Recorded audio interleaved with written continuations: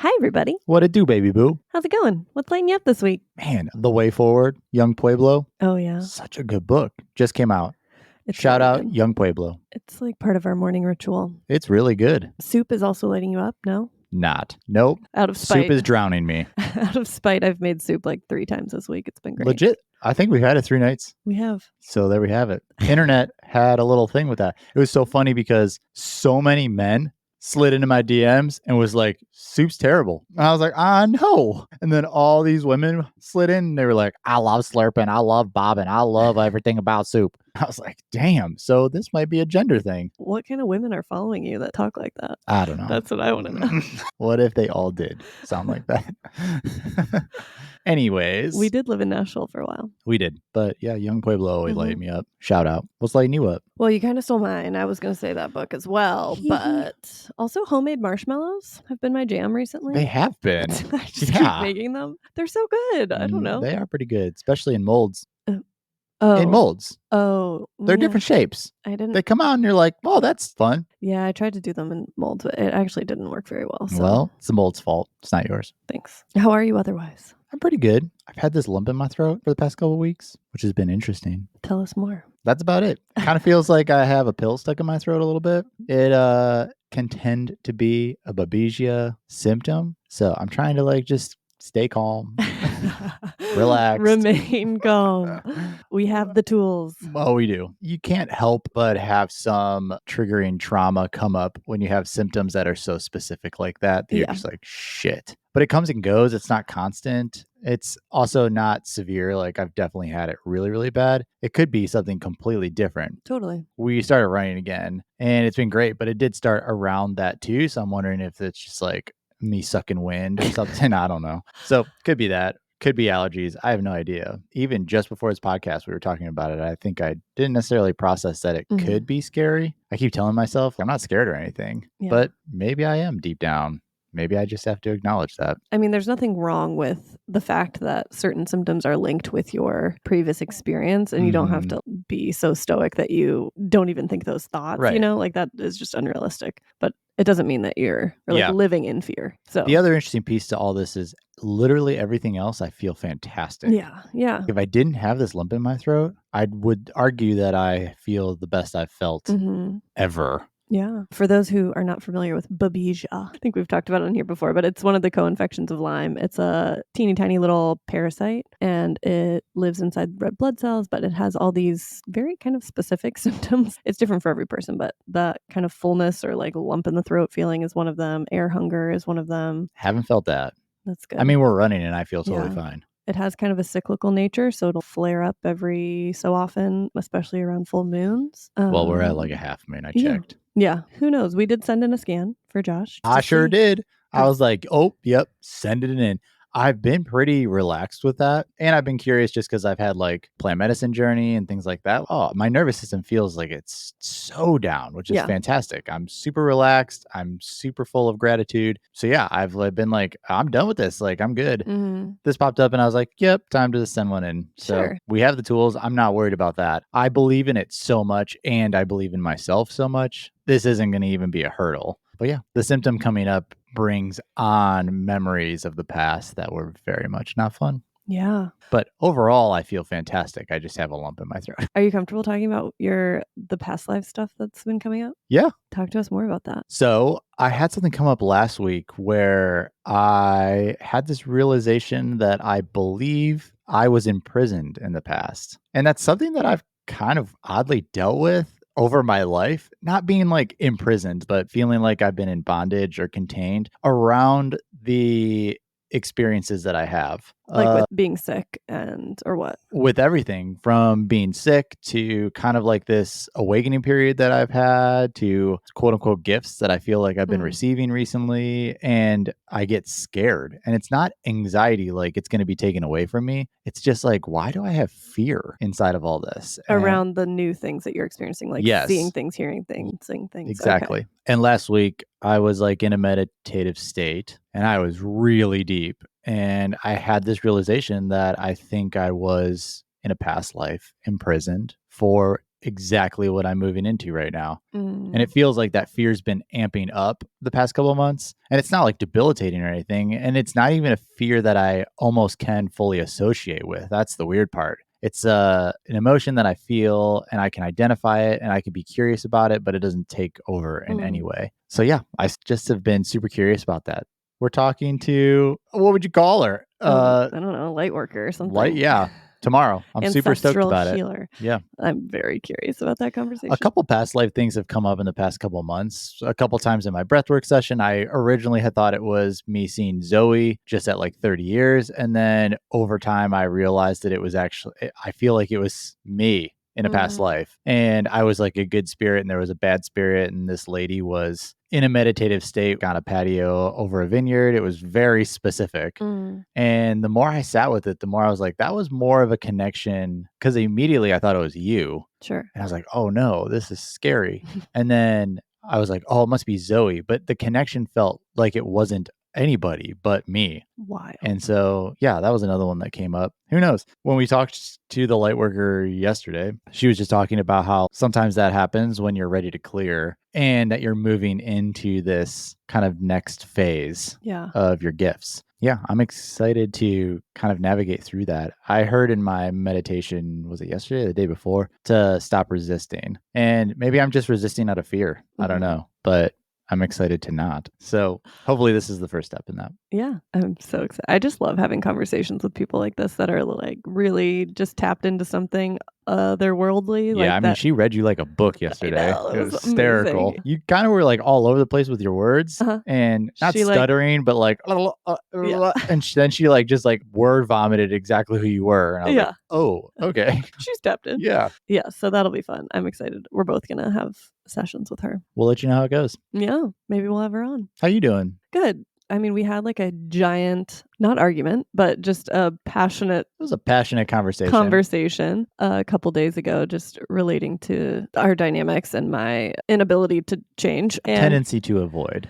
yeah, tendency to avoid. That's more accurate. I just have this like deep seated avoidance tendency that I don't even know what I'm avoiding usually and why, but it comes on sneaky and then takes over my life and then our lives. Mhm. So just trying to be more aware of when that's happening and kind of stopping it Yeah. I early mean, for on. the past 10 years, we've had this Yeah. conversation quarterly. So we're kind of pros at it by this We point, are. but you're growing so much that Yeah. there's so much more awareness inside of the conversations. So when I do bring things up, it feels way less like I'm one, catching you off guard, and then Mm. two, you're going on the defense to just throw daggers at me. Our arguments now, I mean, it still takes the life out of me. Like, I will literally go take a nap anytime we have Conflict a isn't your specialty. no, it's not my favorite. But the fact that I can tolerate it and generally we can both remain like level-headed and not be throwing swords at each other Yeah. like verbal daggers, we actually get somewhere. I was about to say, our conversations are really I productive. know, it's so nice. I mean, early on us, it was just like we both had our defenses up Yeah. Just and arrows going back and forth. ego, it's like ego versus ego. And of course that still happens from time to time, but for the most part we're able to actually hear each other Yeah. and I can tolerate the very uncomfortable for me I was part about to of say, Aaron conflict. thinks it's very I uncomfortable, know. and me, it feels like a natural state of growth. Yeah, I know. And I'm like I'm getting more towards that side of the spectrum, but I mean for so long I couldn't even stay in the room. Like I would Oh, have to yeah. leave. If it got heated for more Yep. than 5 minutes, I'd be like I need a break. Now Mhm. I can sit in it, we can dish it out and we can figure it out and then I go take a nap. Yes. Literally, my body is like, "And we're out." Yeah. So I'm still processing that. I'm thinking a lot about change and why it's so hard for myself and for all the people that I work with. Mhm. So that's kind of what I want to talk about today. Sweet. And I wanted to, if it's okay, read an excerpt of one of these poems from Young Pueblo. It's a long one, so I don't want to read the whole thing, but What's it called? it's called On Control. I've been sending this to, like, everybody. It's so good. People will be, like, DMing me or texting me, I'll be like, "Just read this. Just read And this." I think I've read it. I'm not joking to you, hundreds yeah. of times in the past week. The whole premise of the poem, again, I'm not going to read the whole thing because it's kind of long, but the whole premise is embracing change and letting go of control. Easier said than done, of course. But I wanted to read the first little bit here about change.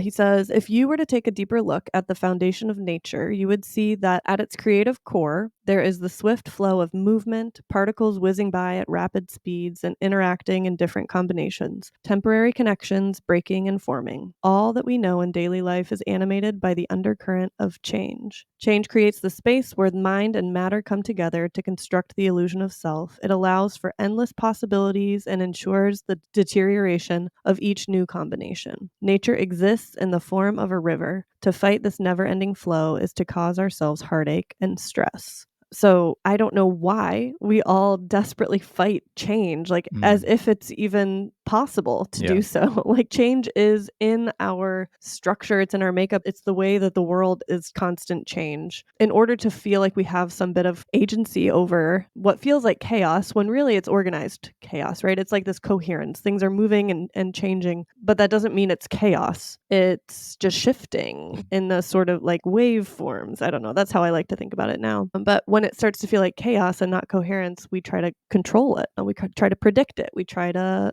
know it all. He goes on to say that the only parts of reality that we have power over are our actions and the habits that those actions create. To think that we can manipulate all of reality is a delusion. And Indeed it is.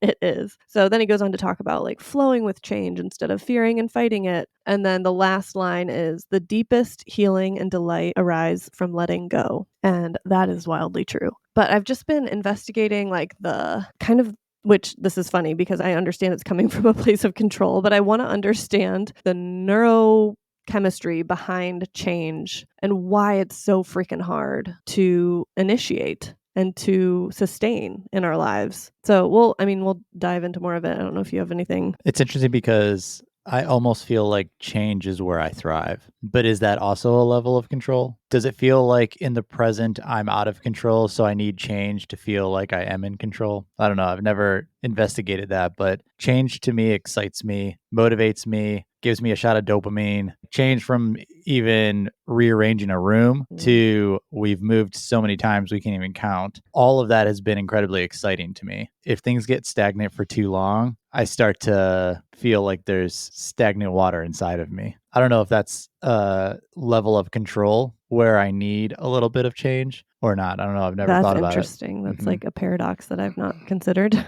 I mean, in my life, there are definitely things that I sit in comfort. And I mean, I'm going through a pretty huge transition right now that has required me to take steps in gigantuous change. And yeah, that's super scary and it's out of the norm and definitely outside of my comfort zone, but I don't fear it at all. It excites me and invigorates me, but I should have done it like 2 years ago. So I think there's right places and right times for change, but to be able to fully release all control and just go into the trust and literally be like the river, I think is where the freedom's at.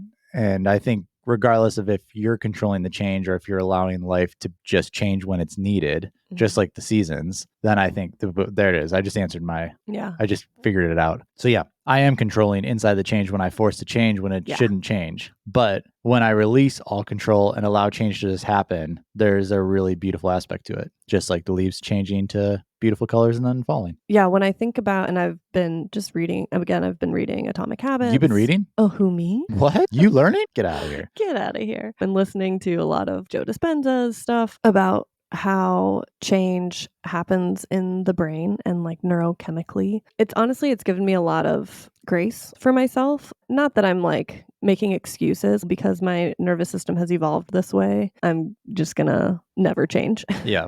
That's not what I mean, but it has given me a little bit of grace and understanding as to why it is so hard to change. If you think about the way that our nervous systems have evolved, it's all about survival, right? Survival and safety. Like our brains and our nervous systems are there to keep us alive and to replicate and keep our species alive. So we're driven by the survival mechanisms. We want to eat, we want to be safe from predators, we want to reproduce. Like we need water, we need food. So those are like the basic things that our nervous system is driven by. But the way that our modern world is set up, and all of those things are pretty like immediate gratification. Like we find food, we eat, there's that instant gratification or you get the point. But now... You didn't want to talk about sex? I sure didn't. No. Instant gratification. I can see your brain crumbling. I regret. But now in the modern world, we have this setup where the instant gratification is what's like killing us all. It's like the cigarette. We get all these instant gratifications, but actually it's impacting our survival in a negative way. And most of the things that would benefit us physiologically or even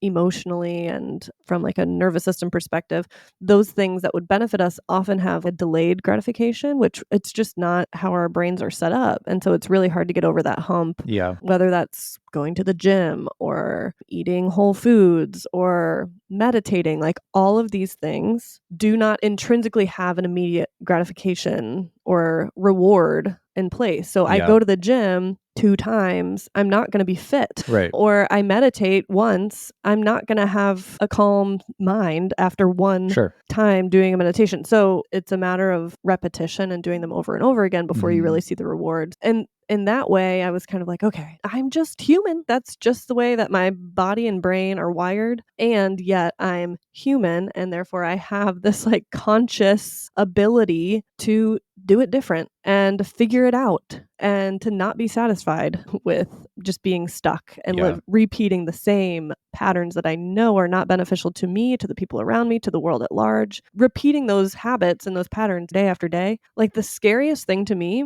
I was just journaling about this morning. The avoidance feels fear-based. Like it feels, I'm afraid to look at something. Who knows what it is, why it is that way, but I'm afraid of something. Exactly. And I know I'm starting to dig up those things, those deep-seated like beliefs and such. But what's scarier to me than making eye contact with whatever it is that I'm avoiding is living 70, 80 years of this same repeated cycle over and over again to where I get to the end of my life and I realized I've not lived up to my potential. I only barely scraped the surface of what was really meant for me. It's your blocker. That's terrifying though. That's more scary to me than not looking at whatever it is in the eye. Yeah. I feel like I'm stepping into this new season of making more eye contact. That's incredible. Yeah. That's even worthy of celebration. Yeah. Because that wasn't the case for a lot of years, at least since I've known you. That's awesome. Okay, so I don't have I don't have an answer to the question I'm about to ask. Okay. Everything that you just said feels good. There are inevitably going to be answers, scientifically backed answers from a biological and chemical perspective. And you were saying how you want to try to figure out on a biological perspective why it's so hard to change. Does receiving that information, especially from like external sources, feel like a level of control in understanding the behavior of change instead of just freely releasing all of it and going within to then investigate how you intuitively understand your version of how you receive flow and change? Yeah. I mean, I think it all comes down to intention. And if my intention is to know everything, understand everything, control everything by learning this stuff, then that's just going to keep me exactly where I am. Yes, that's that was the only answer that I knew out of that question. If my intention is to find the roadmap, is what it feels like. I'm trying to figure out the roadmap inward because it's all lovely what you say about just release it all and go inward. Yeah. That doesn't mean anything to me on a practical level. For sure. Most days. Okay, I'm just going to sit there and think about my insides. That doesn't mean anything to me yet. And I mean, it does to some level, but I think a lot of people listening are probably like, oh, what the fuck does that look like? For me, it's kind of mapping out and utilizing mind, body, and soul to all get there. Exactly. Because those are all parts of me. Yep. That's really what I'm interested in figuring out. And with the intention of finding my way inside. Got it. I mean, it was just a question I was curious about. I heard Daddy Joe. Daddy Joe. We call Joe Dispenza Daddy Joe. I heard Daddy Joe say in a talk he was giving, we have 60 to 70,000 thoughts per day. Yes. And I think most people generally would acknowledge that our thoughts impact our reality to some degree. Now, I think we all believe that at varying, maybe, I don't know, it's a sliding scale, maybe how much we believe that impacts our reality. Some people think it creates 100% of our reality. Like we bring in everything that's in our life. Yeah.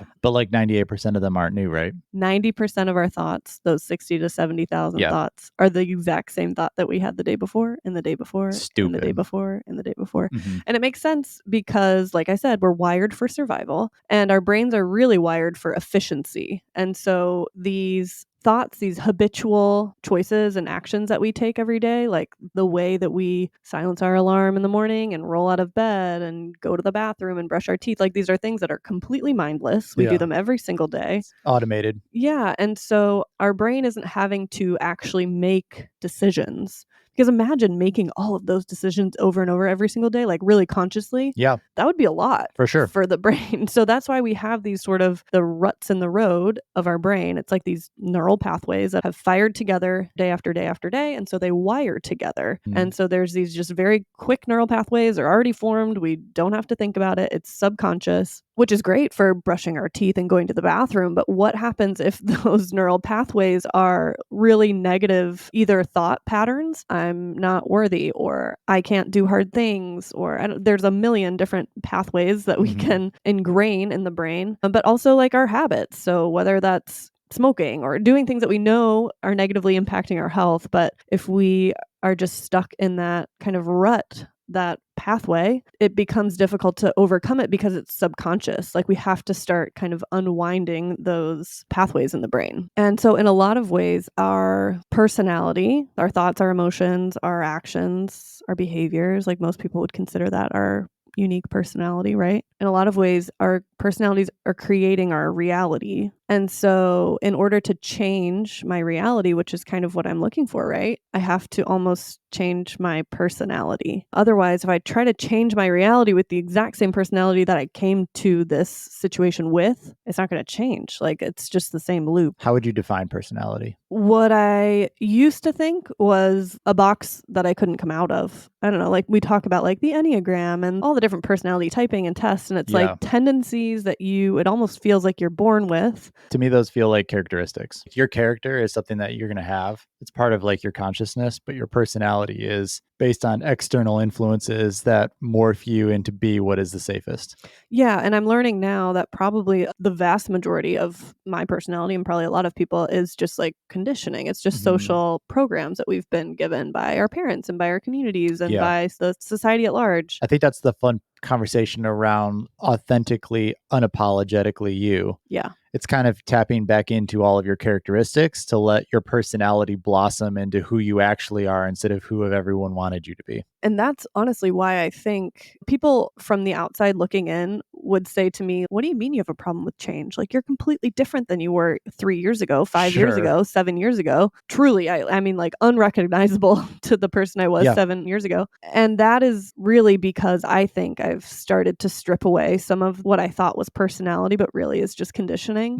I mean, I still have plenty of layers to peel back, but the good girl conditioning, we talked about that the other day, like how I have this deep desire to just be good, a good girl. Yeah. I mean, that was part of our conversation. Like, why do you do this? I just want to be good. Yeah. And I'm like, what is that? Exactly. And it's always been defined by other people, what is good. And that's the trap that we fall into, because a lot of these things may be really true intrinsic desires to like what I would call now elevate the consciousness, the collective consciousness. Like that is, in my opinion, good, a worthy goal or endeavor. I mean, the action that we were talking about was at a baseline defined as very good. I mean, most of it was generosity, but it was the intention of why to be generous is really where the conversation led. So it's super interesting to kind of pull the layers back to really establish, okay, why are you being called to do this action? Is it just your desire to be good? Yeah. And then who is defining that?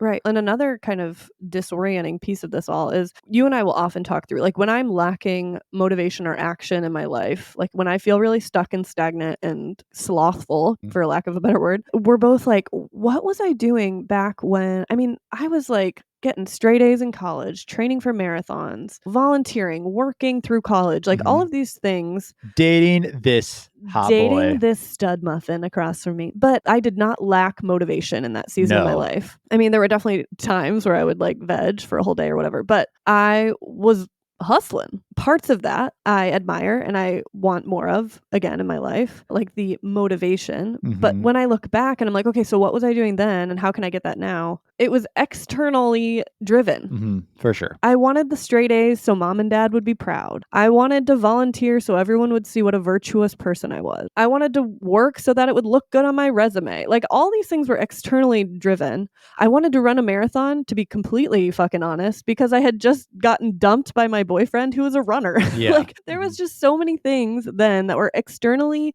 motivating me to quote be good, whatever that looked like in my life. Which isn't bad, but it's unfulfilling. Yes. And I don't want it to be my motivation anymore Yes. is the ultimate Yes. underpinning here is how do I move myself toward action out of a place of devotion to myself and love for myself and for the world rather than this good girl people pleasing mentality. Yeah. And I haven't quite figured that out yet because it felt like I had to kind of detach from that and therefore I lost that kind of drive, the fire under my ass. Yeah, I don't know. It's an interesting kind of place that I'm at. Yeah. I mean, you're at a pivotal place of growth, right? Mhm. You're aware enough to be at the fork in the road to make the decision on whether you want to continue down the path you've always gone down or if Mhm. you want to take the right-hand turn and move into a season of growth, which is change and potentially uncontrollable because you have no idea what's down that path. I've found a few things about change and how to initiate it. First of all, I think it's important to be able to identify when your nervous system, like what your nervous system is doing and when, because a lot of us just are completely unaware that we're living stuck in that cortisol, adrenaline, norepi shit show cycle. Like if we're stuck there and we're constantly getting stress hormones, that's just the firing and the wiring that's happening over and over again. So the first step is just identifying, okay, what state am I in? Am I like always buzzing with whether that's like anxiety or hurriedness or rushing or defensiveness is another one. That's kind of my telltale sign. When I'm defensive, it feels always justified, but even the verbiage of it, I'm on defense. I'm defending myself against whether it's just an argument or whatever. But that's my nervous system is putting up guard against something. I mean, there's all sorts of different ways that you can kind of flag yourself for knowing when you're in that fight or flight or freeze. So identifying those times is probably the first step. Was there a time early on in your chronic illness that you realized that your nervous system was constantly firing?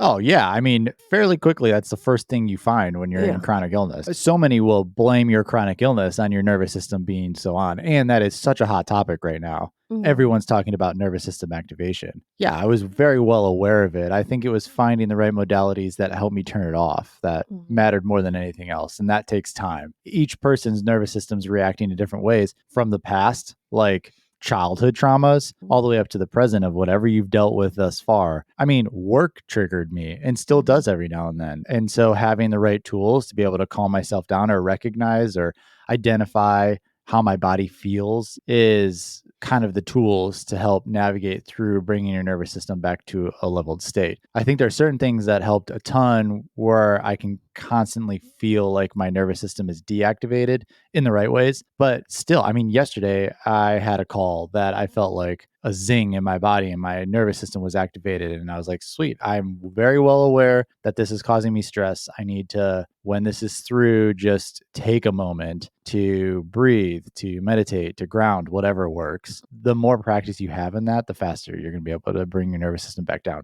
But it takes a long time, at least in my experience, to shut the nervous system off in the appropriate ways. Because it's when it's been on for years or your entire life, if you're constantly in that fight or flight, it doesn't remember what off feels like. And you almost have to go through like a detox period of, okay, it's gradually turning off, but it's constantly looking for something to turn on. Yeah, that hypervigilance. It's just your brain trying to keep you safe because, yikes, you've been running for years. Well, exactly. From whatever predator was chasing you. So I think that's what adrenal fatigue is what really started us down the path of, wow, maybe my nervous system is batshit crazy. But yeah, it takes time. Yeah. And it takes time because those ruts in the brain are deep and we've got to rewire them. I do think that there's faster ways to do it now Tell on me. the other side. Oh, I just think like alternative medicine, plant medicine. Even I have heard huge success stories with being in darkness for a week and then rebirthing, they call it. Interesting. Yeah. Aaron Rodgers just did it in the off season to kind of decide whether or not he was going to stay in football. But I've now done a decent amount of research with dark therapy where it is just pitch black. And there's no sound either, right? Like it's no, sensory deprivation. Yeah. You are just in a blacked out room for 4 to 7 days. I think Vipassana, silent meditation for a week, also can do that. It kind of like forces you to just eliminate all external factors that are infiltrating your nervous system to allow you to recalibrate a lot faster. Ayahuasca for sure can do that. I just chose not to do that partially because I didn't know. I probably would have tried all 3 of those years ago if I would have known that it would have impacted my nervous system as much as it can. So for me, it was meditation and going inward, but I do think there's modalities that could work really well in kind of rebooting the nervous system and making you realize you have power from within that ignite a new opportunity with your relationship with your nervous system. Yeah. Thinking about, so probably not everybody listening to this would go on a 5-day silent retreat or sensory deprivation situation, but pretty much everyone can, and I would argue should meditate. Yes. Coming from somebody who has avoided it for a very long time. So I was talking about how our personality shapes our reality, but really it's kind of this like feedback loop where they both are reinforcing each other. And so when we engage in a daily habit, be it meditation or like for some people cold plunging or whatever it is that is helping to calm and quiet the mind, that reality is kind of reinforcing this new personality, if that makes sense. Because every day then that's a new neural pathway that's being laid. And the important part really is the frequency of it. And so that's another thing that I'm learning in relation to change is that perfection is really the enemy of Absolutely. You can't be perfect because it changes so much. Right. But I am so obsessed with doing things well and really good or perfect. And you like a roadmap. But then I don't end up doing it at all is the problem. I get stuck in like the planning, the preparation, understanding phase. Yeah. And I never actually take the action, which is the most important part for building new neural pathways. If I'm not doing the behavior, the habit, the action over and over again, I don't care how good or well done it is. It can be 2 minutes of meditation every single day. Yep. Literally 2 minutes of meditation every single day is going to lay that neural pathway faster and better than meditating for 30 minutes 4 times. I'm cutting myself some slack to just do the behavior, even if it's not, quote, good, whatever that looks like. We're going to just do it and commit to whatever I know I can actually do. So for me, kind of like cutting the meditation at right now I'm like 5 minutes or less. Otherwise, I can talk myself out of it. Like, oh, I don't have 10 minutes or oh, I don't want to sit here for 10 minutes or whatever. 5 minutes or less right now. But I just got to do it every single day. Over time, those habits will become habitual. Like it will become not a decision so much. It will just be that neural pathway that's now there laid and I don't have to try so hard or work so hard. And then at that point I can optimize the habit. Like once the habit's established and I'm no longer having to really overcome this, I have to choose to sit down and do this, then I can optimize it. I can meditate for 30, 40 minutes. Great. But the place to start is the place that you will actually start. I know I've said that multiple times on the podcast, specifically with healthy habits. Don't start with a goal that you're inevitably going to fail in. Start with something that is guaranteed success and then move from there. Once the habit is established. Yeah, exactly. Yeah. I really am understanding how perfection or even greatness is the enemy to good. Or I think the idea of perfection is just the perception of all external things you look up to or value. So like when the idea of what is perfection? I know. It's an external factor. Benchmark? I don't know. Yeah. How can you determine perfection? I mean, in my brain, it's when you get an A+. Because somebody else has decided that, right? Yeah. What is the educational grading system? A 4.0 is perfection. No, it is determined by a group of people of what is good and what is bad. Yeah. It's all external. Perfection in and of itself is a comparison. Yeah. It's comparing where you're at to where you think you should be. Always. And where you should be is usually external, other people deciding what perfection should be. perfection is irrelevant in growth. But it's a great delaying tactic. Regardless of if it's a delaying tactic or it's unhealthy is what it is. I know.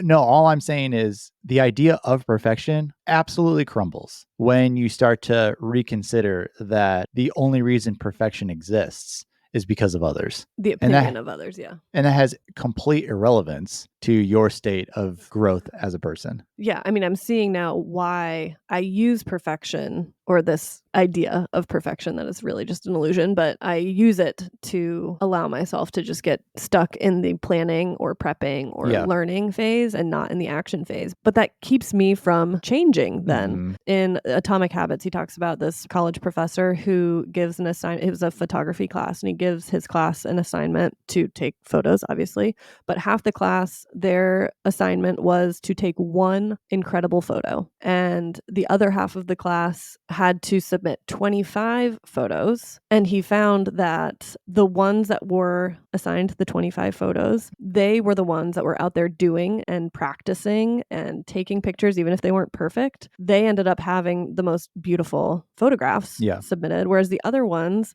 did a whole lot of planning and thinking and scheming and studying. Then they took one mediocre photograph. And so it's just this like visual representation of the growth, the evolution, the change. It all happens in the action phase. It doesn't happen in the planning and the prepping and the scheming and the reading and the learning. All that stuff can be helpful to kind of fuel your action. But when you're stuck in that kind of like circle of just learning, perfecting, you're not actually doing anything. And then you're not growing and you're not changing. And so I have to really learn to just be okay with doing things imperfectly, but knowing that doing them is the point. Doing them is the learning. Like for me, learning is learning. I need to step into this new phase, which is doing is learning. And it's okay to learn as I do and as I go. It's kind of the whole point. Yeah. But I mean, there's just so many facets of my life where I can see that pattern where I'm just stuck in prep. Yeah, that's so fascinating. Now I'm stuck on the idea of perfection because I think now that I ponder on it even more, I think perfection doesn't exist in human form. Yeah. No individual in these like meat sacks are going to have any perfection. Yeah. Perfection exists like in nature. And the only reason nature isn't thriving right now is because the imperfection of humans who are striving to find their perfections, and it's causing our ecosystem to dissolve. The sun comes up and down. That's perfect. It's fully connected to the ecosystem of consciousness, whatever that is. All of these sources that we all are connected with, just like mycelium, just like trees, like their leaves falling. Think about the leaves falling. Think about the evolution of that. The leaves change colors, they die and fall. Do you know why that happens? Because the change in sunlight. Do you know why the trees need to have their leaves fall? It's their own state of fertilization. Oh. If the leaves didn't fall right on the roots, trees wouldn't thrive. There wouldn't be a natural ecosystem of trees. We blow our leaves away because it doesn't look good on our grass, which most are gas leaf blowers. So it's just putting pollution into the air. Yeah. We override nature again 100%. and again and again. Yeah. But you think that perfect life cycle is what makes things thrive. And if we don't allow that ecosystem just to exist and release the ideation of perfection and just look at what is perfect, which is for sure never going to be us, I think we could learn a lot from that. Yeah. And just the death and rebirth cycle that is in literally every little part of our universe. I mean, you can see that in so many different parts of nature, but it's true of us too. It's like we're constantly... Think of the leaves falling and being your fertilizer. Shed whatever is unnecessary and allow that to be your fertilizer for your new phase of growth. I love that image. And it's making it so that none of that time is wasted. No, and there's so much beauty in that. Those leaves, like the tree isn't shedding those leaves because it doesn't want it anymore. Yeah, because they were bad leaves. Yeah, no, it was neither good nor bad. It is just the life cycle to continue growth. Yeah. And if that doesn't happen, growth's not going to happen. Yep. That's it. Have a good day, guys. Wow, I'm going to be thinking about that for a long time. Perfection in and of itself is a human construct. Yeah. Nature's not so worried about that. And not at all. It knows its job. And it's just doing what it is made to do. And us humans are coming to fuck it up. I know. Blowing the leaves. Who do we think we are? Unbelievable. So what are next steps for you then? Now you have enough awareness with all of this. Yeah. Now you're understanding the idea of perfection being essentially you stalling. Yeah. Where do you go from here? So I am really focused on using that feedback loop of my actions, my behaviors, my habits, reinforcing this new identity that I believe that I'm stepping into that's a truer version of me. So part of that is just creating new habits such as meditating. That's a big one. I know that I've been avoiding it. I've done it here and there, but committing and devoting to that new habit formation is a big one, while also addressing and working through some of the layers of the identity stuff, like those Mhm. beliefs that are real deep in there, that I am supposed to be a good girl, or that if I'm not making everyone happy, that I'm somehow not of service to the world or to Yeah. whatever. There's so many layers in Mm. there that I haven't really explored fully yet. So that's part of it. I'm going to work with that feedback loop, work on both the identity and the habits, and so that they're both reinforcing each other. And how to succeed in those is to set goals that you can win in. Yeah. Yeah. So again, less than 5 minutes I'm devoting to meditating. Mhm. He talks about in Atomic Habits different ways to kind of support habit formation. And Mhm. I don't remember all of it off the top of my head now, but the stimulus, so that's the thing that like makes you think about performing whatever action it is that you're hoping to perform, i.e. meditation, linking it to another habit that's already established, like pouring a cup of coffee or whatever it is for you. And then also having some sort of a immediate reward or gratification for habits that are actually delayed reward. So like meditation, I'm not going to get an immediate, Right. but you can kind of create that, whether that is, okay, I do my meditation and then I enjoy my cup of coffee. And that's like Sure. my reward, my Mhm. little like treat for Yeah. myself for doing the thing. So those are some things I'm working on. But with the identity piece, I'm more excited about that part. Yeah. I think both are needed and necessary, but I'm really excited to kind of just like dive into all of that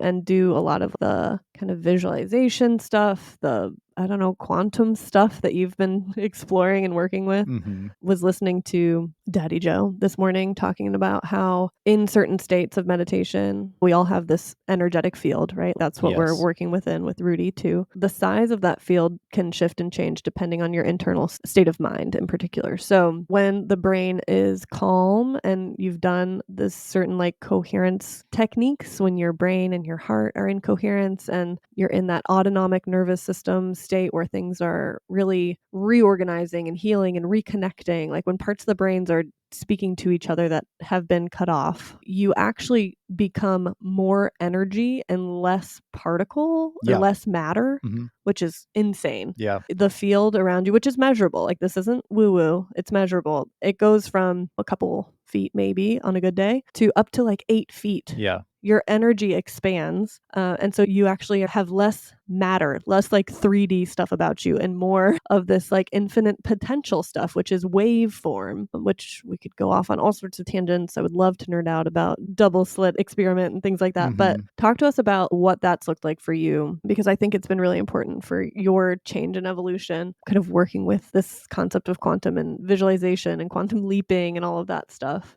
Because Yeah. the brain doesn't know the difference if a thing has really Exactly. happened Mhm. or if you've just visualized it and immersed yourself in that experience. And so you're like literally priming yourself to create that new reality, right? I mean, the toe dipping was mantras, where Yeah. I started to just feel every emotion of what my mantra was. I am healed. My body is healed. What does that feel like? What Mhm. am I doing? That went into visualizations. I have this weird visualization of what freedom looks like to me.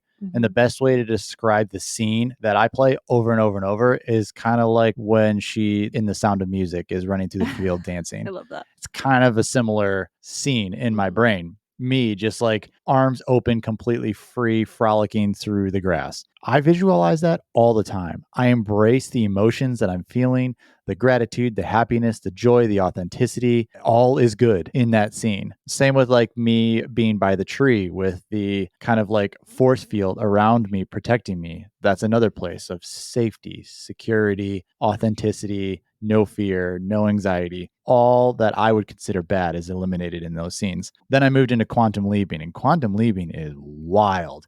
I'm a very visual person, so I can zoom in and out of things quickly and easily. I've always been able to do that. We were looking to build a house, and I could like put myself in the kitchen of the blueprint and then pull myself way far back and see a bird's eye view of the house. That's just something I'm able to do. I do that with quantum leaping. I build out scenarios and go deeper and deeper into those scenes, essentially living out whatever my intended approach in the quantum leap is, feeling and identifying every single sense, what I'm smelling, what I'm feeling, what I'm hearing, what I'm seeing, what I'm tasting, everything. And you fully immerse yourself into the scene that you're creating. I go into those things with intention. The interesting piece is now when I quantum leap, it feels like I'm bouncing places to get to the place I need to be. So I'm not like, oh, I want to go to Italy. It's interesting. I feel like my mind is bouncing through scenes that don't feel like they're my own. And then I'll get to a place where the emotions that I'm intending for exist, and that's where I land. And then I just go into it. It may be a place at a market. It may be in the woods. I may see somebody, I may not. It almost feels like you're dreaming, but you're so cognitively aware that you're just in another realm and you embrace all of it. And all of it is out of a place of good. It feels like I'm not in fear. It feels like all is well. It feels like I have joy and gratitude and authenticity. It feels like it is my most authentic conscious self experiencing what I intend to manifest. And so that's what I'll do. What does it look like for me to reach this goal? What does it look like for me to have no pain? What does it look like for me, A, B, C, D, E, F, G? And go to those places and experience it fully. Yeah. And then come out of it and that kind of be your initiation into the meditative state. Quantum leaping for me is a meditative state, but it takes a lot of effort. Yeah. Not a lot of effort, and you are putting a ton behind the experience. Your brain kind of does that yourself once you can get into those leap states, but it's exhausting to go through it. You're tired. Multiple times I'll feel like I have fallen asleep and then I'll wake back up and go back into it. Oh, interesting. Because it feels either one of two things for me. One, I'm not willing to go there, like my body's protecting me, or it's so much work that I'm getting tired. Interesting. Yep. So yeah, it's been impactful. The key to it all is this isn't a prophecy, meaning where you go isn't exactly where you're going to be in most cases. It's more about the feelings and emotions that you're experiencing in those states that I believe cause the manifestation. Yeah, it draws in. Like the season of life of change that's happening right now, I've been manifesting this for 2 years. Yeah. But it's looking completely different than any scene or visualization in my quantum leap that I've experienced thus far. I even have dreams about this, but none of it looks how it's happening right now. That doesn't mean that it's wrong. The feelings and emotions that I have is what has allowed me to know it's right. Yeah. I've felt this. Yeah. This is it. I've been manifesting this for 2 years. Yeah. It doesn't have to look that way though. And I think that's where a lot of people get caught up. Because part of the work is detaching from all the labels, right? Like all the ways that we try to control things, or even just like the labels that we think are us, like daughter, wife, mother, nurse, like all these things that define us or we think define us. When we're able to really strip all that away, because if we're honest, that's just labels. That's just ego. And it's just what society tells us that we are, and we just take it. But if we're honest, like all we are at the core is just like this consciousness. And I understand that this gets really like murky and kind of hard to consider, but like we're not gender, we're not employees, we're just consciousness, and we've taken form in human bodies, at least for this lifetime. And understanding that we actually are none of that. We are just consciousness. It takes us from somebody to no one. And then as soon as we're no one, we connect with all. And so we're everyone, everything, everywhere, all at once. It's a good movie. It is a good movie. It's a weird movie, but I liked it a lot. But yeah, this concept that the universe and our reality is more of like holographic. Like we have all of these infinite potentials, infinite possibilities. In some ways, we are kind of picking or manifesting the one that we're currently in. I think that's the idea of quantum in and of itself. That Nobel Peace Prize was essentially just proving the quantum molecular communication. Quantum physicists, I've said this, if everyone stopped considering the moon, would the moon exist? That's wild. That's the idea Yeah. of quantum. That then trickles into the idea of manifestation. If we are constantly observing in a quantum leap, that's why it's called that, and identifying those emotions and those feelings and those habits, whatever your quantum leap looks like, you are essentially interacting with the quantum realm to begin the manifestation process of what you're intending. That's it. It's both parts, or it's equal parts terrifying and wildly hopeful that we create our reality. Because when we're in those dark, dense places of our lives, like when we're in those like dark nights of the soul, and we have to come to terms with the fact that in some way, obviously I wouldn't have chosen that. Like, why would I have chosen X, Y, or Z? Or why would you have chosen chronic illness? There's not this conscious thing that we've chosen this reality, but in a lot of ways, we have somehow created this reality, at least co-created it. And that gets really tricky to parse out when it comes to, I don't know, like tragedy in your life, like losing a loved one or something. It's not that you chose that. Again, though, that's a separate conversation because that is a separate consciousness, a separate being. I mean, we're all connected, so it's not fully separate, but like you can't control other people's. Well, that's what I'm saying. How would you explain, coming from a person that did live with chronic illness? Because I think I would honestly be kind of like pissed if somebody told me that I created my reality of me being chronically ill. I mean, coming from this side, no shit, I did. You feel like you created that reality for yourself. 10,000%. Really? Whether it was in this life or a past life. Yeah. 10,000%. That's exactly where I needed to get in order to wake the fuck up and do what I needed to do in this lifetime. That was your leaves falling, I guess. I mean, one of them. Yeah. Yes. That was the hardest leaf falling to date, but I needed to grow and I was refusing to take any consideration for what the type of growth I needed was going to look like. But in so many ways, like I just want to like hug all the people that have these experiences and say it's not your fault, because I believe that it's not your fault. Again, fault is just the same idea as perfection to me. That's all I can say on that. The idea of fault is assuming that you caused bad to happen to you. How could you argue whether it's good or bad? What if it's exactly what you needed? And all of your decisions up until that point got you to this place. How you made those decisions weren't always in the place of full authenticity or fully healed. So there's ego involved. There's external influence involved because that's where you're finding validation. There's so many things that are going to come into play when, for me, chronic illness happened. I was running away from so much. No shit, I was going to get chronic illness. I couldn't run fast enough away from bad. Like what else was going to slow me down? Bad. Yeah. Because you were just saying what's good and what's bad. That's what I'm saying. I was just running away from something I didn't even know what it was.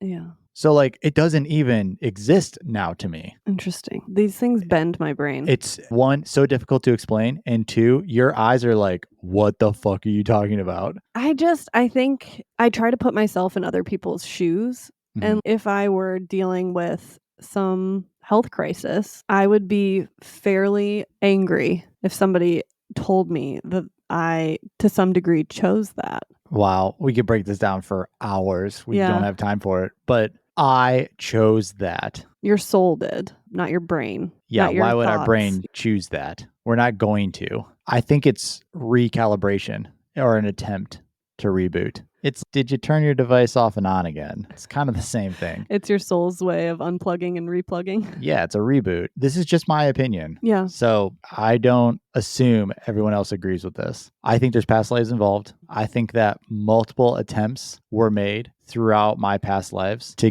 get me to a place of quote unquote awakening, and none of them worked. And I think that this one did. Yeah. There's so many things that I now think about where like the greater good of consciousness, where species, us, is meant to be or what it was intended for. What were we all before this species? So, way before past lives existed, were we just a solid state of consciousness? Was there an entire entity? Were we ethereal beings? Are we still ethereal beings just in their consciousness? We don't have answers. But I think that there was an intention for this species to exist for the greater good of consciousness, not just on this planet. I think, like, very literally, I think galactically. And I think in order for that to happen, I think things are orchestrated to shake consciousness in ways that are attempting to begin a recalibration. For me, that was chronic illness. I am still at the baby levels of learning any of this shit, but I think that I am beginning to be tapped in more with gifts that I had always had, that now I'm like, wait a second, this tree's fucking talking to me. What? That's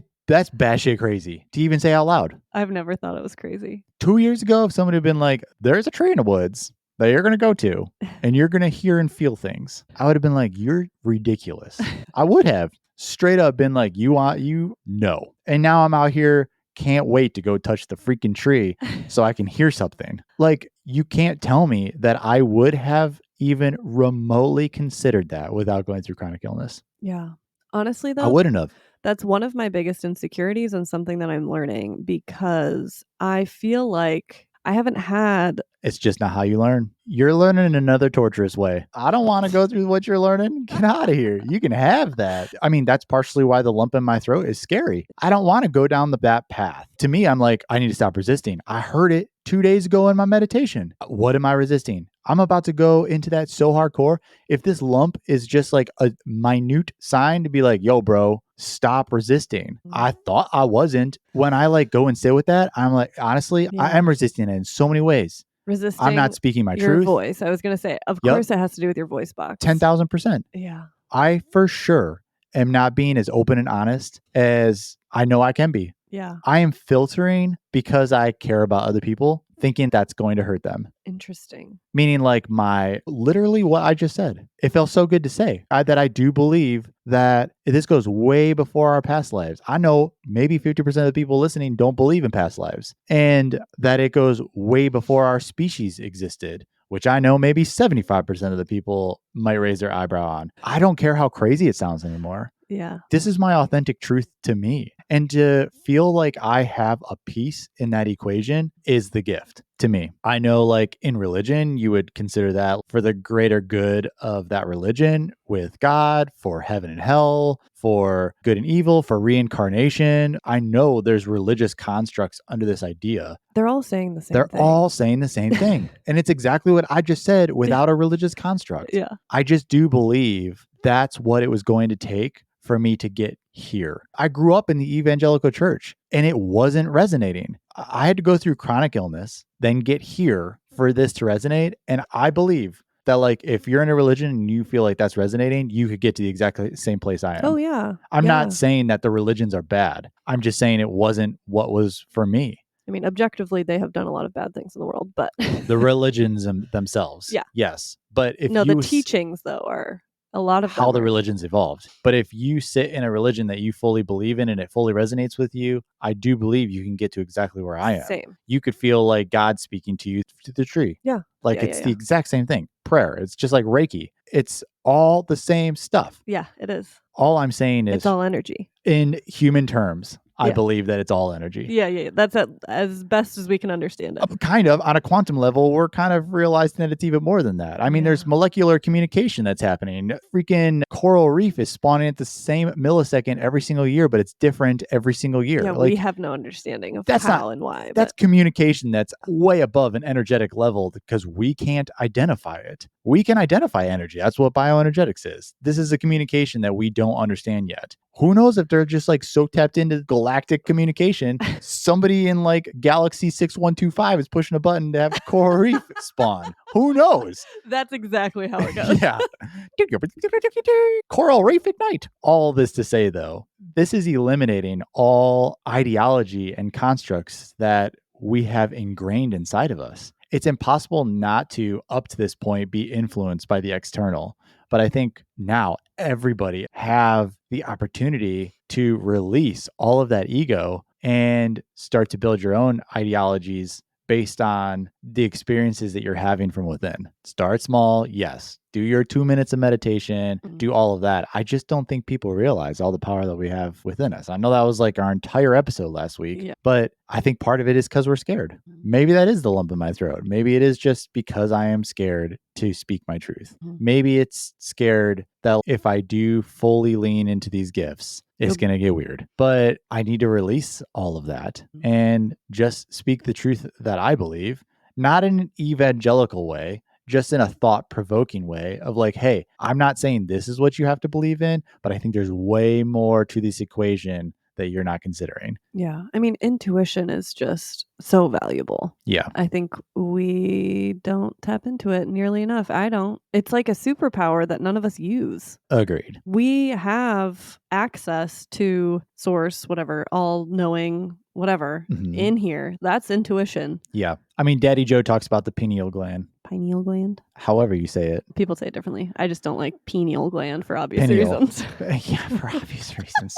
Pineal gland. Yes. You would. It's a little. You would. Do you say pine nut instead of peanut? No. It's the same thing. What do you mean? Stop picking and choosing. The pineal gland is essentially like an antenna to the quantum field. And there's ways to send spinal secretion and all of these things to the pineal gland. Yes. Spinal secretion? What are you talking about? I don't know what it's called. Get out of here, scientific Aaron. I'm sorry, but I can't let that fly. Spinal secretion?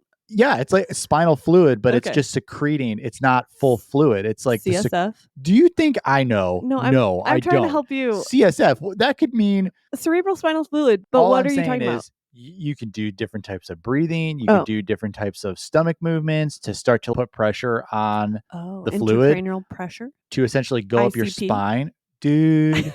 Go up your spine and go to your pineal gland. Okay. And it kind of just amplifies that gland. But studies have shown that essentially it is just an antenna to emit and receive signals and information. Yeah. Yes. In the quantum field. Yeah, that's what a lot of Joe Dispenza's work is, which probably a lot of people like raise their eyebrow at. Like the pineal gland is this tiny little pea-shaped gland in the brain, and most people think about like melatonin when they think about the pineal gland, but he's studied people in meditative states and with like different electrodes and things on their heads. And I think also like in MRIs, like they are able to watch the brain and the pineal gland when people are meditating, and it literally grows. It's crazy. It's wild. All that to say, there's physiological reasoning in some cases, and then in other cases, there's none. Yeah. And you just have to be okay with that. I think the pineal gland is actually the third eye opening. Done. Roasted. Because it's right there. It's like, that's where it physiologically interesting. is. I thought it was like at the base of like your neck. No. Anyways. I'm going to have to fact check that. Good stuff. Good stuff. Good stuff. What kind of encouragement as we close do you have for people on a journey similar to yours? I'm sorry.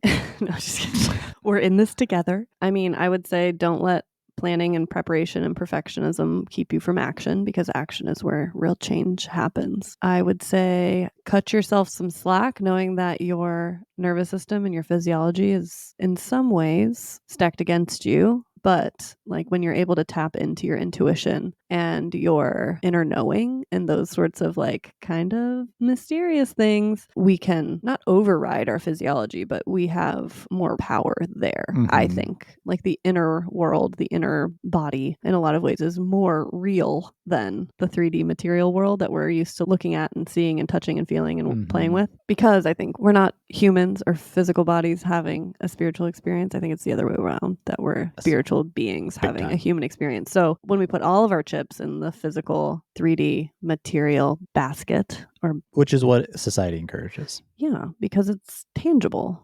The other stuff is kind of like murky waters. But yeah, I'm finding more and more that's where the magic happens. So good. Thank you for the encouragement. Yeah, thank you. Yeah, you're inspiring. You're inspiring. Here we are. Intergalactic cowboy. Intergalactic you and me. It's us. It's Kid Cudi. Shout out to the Cudster. Haven't added a song into a podcast in a minute. Oh, we were due. Well, y'all, we love you. Love Thanks you. for listening. Hopefully you didn't judge. Stay open. Stay really open. Stay as open as you possibly can. Love you guys. Love you. Bye. Bye.